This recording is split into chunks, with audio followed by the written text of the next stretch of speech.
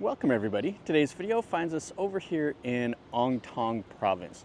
And what we're going to look at is we're going to take a look at like a little locals market that goes way back to the Ayutthaya era. We're going to take a look at the Chao Rong Thong Market. I think that's how you say it. Anyway, its literal translation is the market of like the gold shop. Hello boys.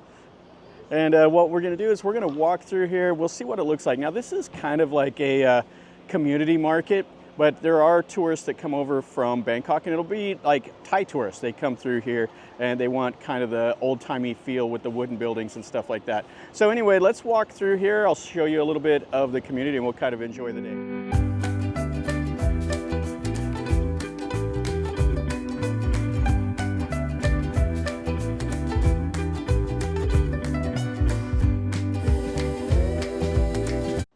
And this is kind of what the community looks like. You're not too far outside of Ang Thong itself, and it has a little Chinese Thai community here. There's a chetty from one of the local temples, so it's pretty cool. And then there will be vendors set up on the side of the street here, and then the market itself is down this way a couple blocks. Yeah, we're not into the market yet, but you can already see the Chinese influence as the little paper lanterns, the wooden houses. And then you got some of the more modern, these are like probably from the 70s and stuff, the concrete buildings. Yeah, it's kind of a cool area. And I guess every Saturday night from 4 to 9, they close all this down and they make it into kind of like a walking street. Oh, this is kind of cool. They're selling bulk rice here. They got their scales out. That little balcony there has seen better days. They need to do a little bit of remodeling, but it doesn't take long and it looks older than time here. You got a lady over here that's a little seamstress. And then I think the market entrance is right over here. I think this is the official entrance to it. Yeah, this area back in the old days, in the Ayutthaya era, they did a lot of gold trade, and it was also an important like transportation hub. There's the Noi River that's right near here, so they could transport goods on the river. Back in the old days, before the roads, the rivers were kind of the heart of transportation. So we got a little coffee shop here, kind of a cool little building. It looks like it's pretty quiet today. A few of the vendors are here, but they're closed up. And then we got some Thai snacks over here. Yeah, when I say like the tourists will come here, the Thai tourists, what they do is they make day trips from Bangkok or Ayutthaya or something like that. And they come over here, and when they come, they stop and they buy things to take to everybody back home, little snacks and stuff like that. So we have brooms and things to take care of the rice. And we have some, sorry cup. Got some more snacks here. Little peanut things, the little bananas and the taro. And she's got her little push cart. Yeah, this just kind of crisscrosses this old town down here. We got the awnings, and then you have the wooden style houses back behind. And she's got some of the little Thai desserts and her little shop back here. Somebody buzzing through on a little electric bicycle thing. Yeah, and this is the main part of the market. It's quite charming. I've been to tons of these all through Thailand, and I always like to come to places like this. It's such a different feel. You're not shoulder to shoulder with tourists, and you got all the stuff like this. So you see all the houses are kind of every which direction, the wires hanging down, awnings built just kind of at random. It's kind of a cool little part of rural Thailand. Bicycles here, and you'll have motorcycles buzzing through the markets. It's just the way it is here. And then this is kind of what the neighborhood looks like. It's pretty quiet. There's a little bit of car parking down some of the little alleys and stuff like that. And I think it's the Noi River that kind of goes beside here. And this is the old heart of Ang Thong. The town has kind of moved over towards the road now. but it's right here. So this is the start of the market. So we got an old barber. Check out these old barber chairs here. He's kicking back in there. You got the barber pole right there. And then got the wooden storefronts, the wooden houses. And you can see they've added AC, stuff like that to them. And it does have a couple crossroads that goes off to the left or the right. So here we got the traditional homemade Thai desserts. The ladies are back here doing their thing. The little cakes and stuff. Oh, these are always nice. The Khanom Kai here. Yeah, what's cool is when you see those making them, when they make it with like the old traditional pots and the charcoal. Like you go down to Chinatown or somewhere like that in Bangkok, they'll still be making them the old style. And I really like that. And then you got some little foods that people will buy and take home, and some more desserts here. Lots of banana chips, lots of those little Thai, like thin pancakes. And over here, she's making up some of the desserts. Has the bees all in there. Oh. And more of this, and then you got on the motorcycle, it's got the propane tank. Oh, these are always a cool little dessert, little snack. It's like peanuts in like a little batter, and then they deep fry them. And then you have some of the phoi tong, the little egg desserts, and the khanom buong, stuff like that. Oh, and honey. Yeah, really cool. Then she's selling some of the rice snacks and has lottery tickets here. Yeah, lots of little things to buy. You can sample some things. Goi young? Goi tin? Oh, so this is like a banana. And then she grills it up right there. Yeah, so you see the different bananas. So this is this one right here that she grills up. And then this is this one right here. I've had those before. I don't really care for this big banana, but it's a little bit different flavor. I do like the Goi young. That's where they grill them and then they put like a sweet, sugary sauce on it. Oh, and then you got these here. These are from like a snack, I think from like Chanterbury. And then different ones here. Yeah, lots of little local snacks to try. And then you got like a hardware store hanging, all the saws and machetes and stuff. And then over here is like watch repair, like pharmacy type things in here with the snacks out front. A little bit of everything. And she's selling the fresh produce and stuff here. And then they have all the fish over here sun drying. So those will be ready to sell here in a little while.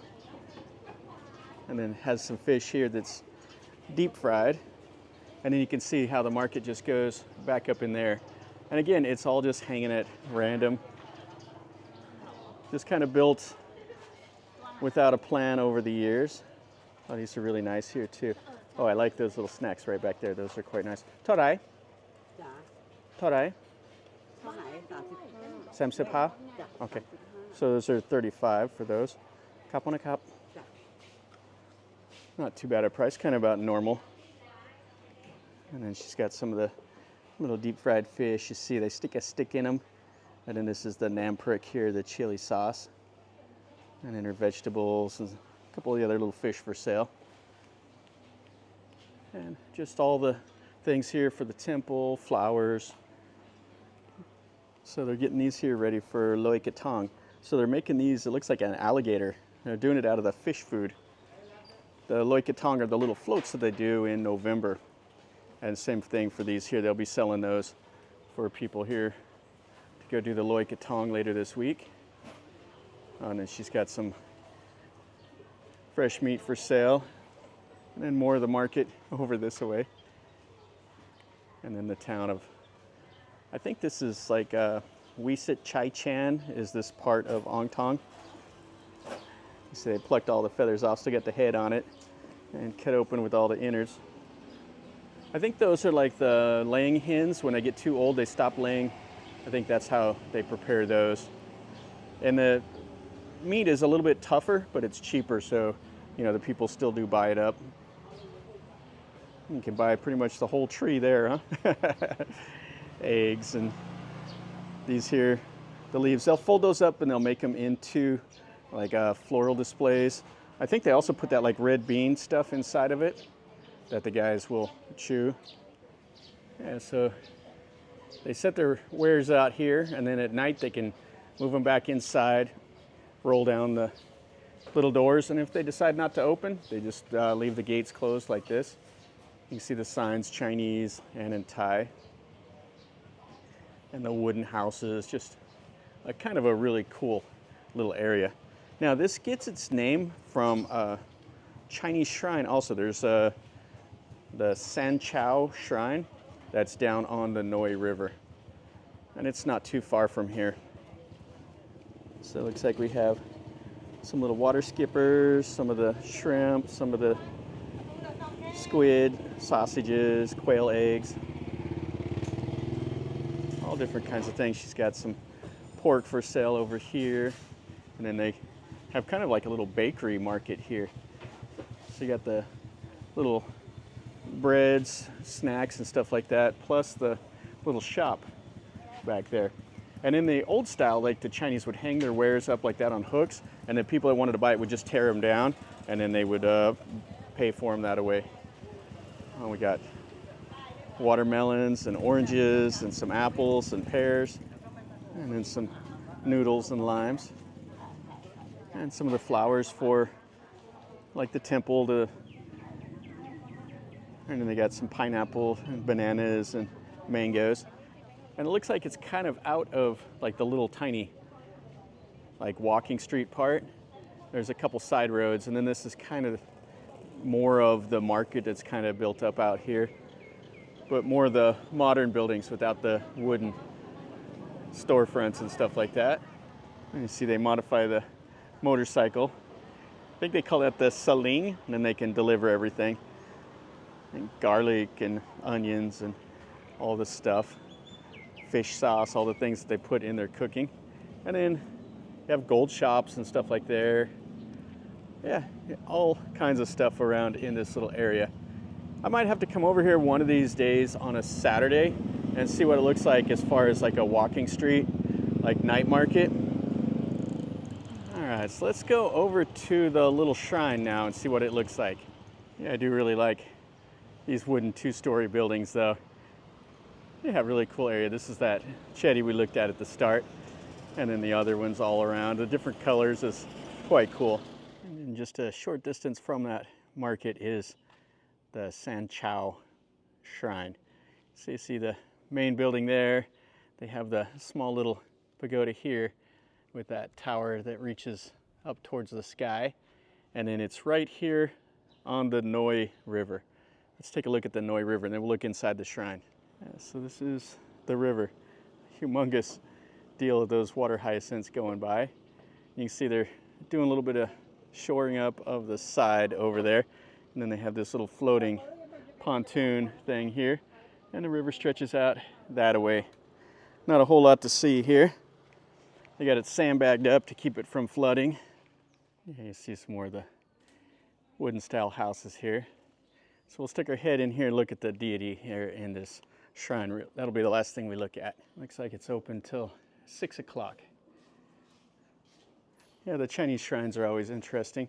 So they have the different stages where they go and pray. This is number 3. Number 2 is down below. You see all the dragons and stuff. Yeah, the colors and all of that in these Chinese shrines are always cool to see. And the dragons. You got the writing up there. And in Thai, Chinese Thai, all over. And then this is the main deity right here. And then the others, little stuff. Now sometimes what they'll do, I don't know if they do it from this temple, but some of these Chinese temples, they'll take the main deity out and take him on the river, or they'll carry him down through town. They do it for different ceremonies. Yeah, so this is the inside of the shrine. And then they have the Buddhist element over here. So you have a place for everybody to come and pray. Yeah, that's the little market and the San Chao shrine that's right here. Well, that'll finish up our video over here in Ang Thong at this San Chao Rong Thong Market. This is really cool. If you want to experience a little bit of rural Thailand, places like this are absolutely perfect. And it's not too far outside of Ang Thong itself. Wat Muang is probably 15 minutes away or so. And that's what the big draw is for the Thais. They come over here and they see that 92-meter tall Buddha. And then they come over here to the market and they buy food and snacks and stuff like that to take home. And it's just really quiet. You're not shoulder to shoulder like you would be at some of the big markets, especially like if you went out to the floating markets out like, you know, Amphoe or Damnon Saduk. This is such a different feel. It's really cool. I would definitely recommend it. If you're over here in Ang Thong, come check out something like this. It's quite a bit different than, you know, the temples and all of that. So I would definitely recommend it. So if you get a chance, do it. And if you like the video, smash the like button. If you've been here or have any questions or comments, let me know down below. And if you're new to the channel, subscribe. I show things around Thailand and everywhere else I travel. So if you like this kind of stuff, you're in the right spot. And until next time, from over here in Ang Thong Province, remember, life is a journey. So until next time, enjoy.